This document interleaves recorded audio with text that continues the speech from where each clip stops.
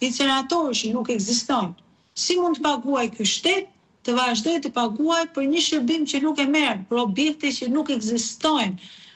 Pra si mund të vazhdoj të vitet, se kjo është vjedhje e pastër, e deklaruar, e njohur,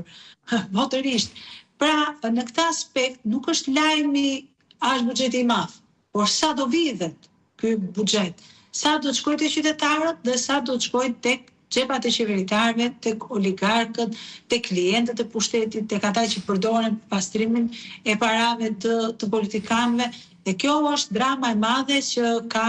vendi ynë, që ka Shqipëria.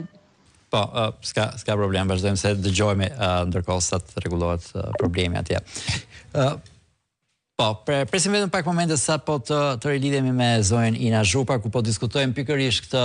çështje pra të diskutimit buxhetit nga njëra anë, por dhe të korrupsionit madh nga ana tjetër, çka e bën vështirë të kuptosh se sa nga ato para që alokohen në buxhet do të shkojnë vërtet për të kryer ato funksione për të cilat do donin dhe paguen takset e tyre qytetarët, dhe sa pjesë tjetër do të shkojë pastaj në drejtime të paditura ose të ditura, kur këto i nënshtrojnë një hetimi, pastaj dhe çështja bëhet penale, me të akuzuar kuptohet që parat janë shpërdoruar atje. Jo vetëm që paguajmë incineratorët, zonja Zhupa, besoj se jemi rikthyer, po ndërkohë që ne vijojmë të paguajmë incineratorët, e bukur është që do duhet paguajmë të tjera para pastaj për landfille të reja, se tani lam incineratorët dhe jemi kthyer në një tjetër mënyrë të trajtimit të mbeturinave, në përbashki të ndryshme, po rriten taksat sepse duhet bërë më shumë investim në këtë drejtim, kështu që ne paguajmë dyfish për gjëra që nuk i kuptojmë, ndërkohë që gjithë bregu i detit na mbush me plera, pastaj me një stuhi që ndodhi, jo vetëm i joni, po u dërguam, eksportuam edhe të tjerët fqinjët tanë që unë gjendën gjithashtu të befasuar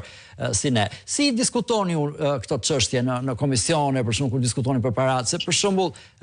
pohimi kryeministrit, premtimi i tij që do të japim 15 milion euro, mos gaboj, për onkologjikun, shtesë, është i paqartë në këtë kuadër. Tani ne do duhet flasim me gjëra konkrete, për shembull, nëse thua do blej 15 poltrona të reja për ata që shtrihen aty pacientët, po, nëse do blej 15 aparatura të reja, po, e kuptojmë. 15 milion euro,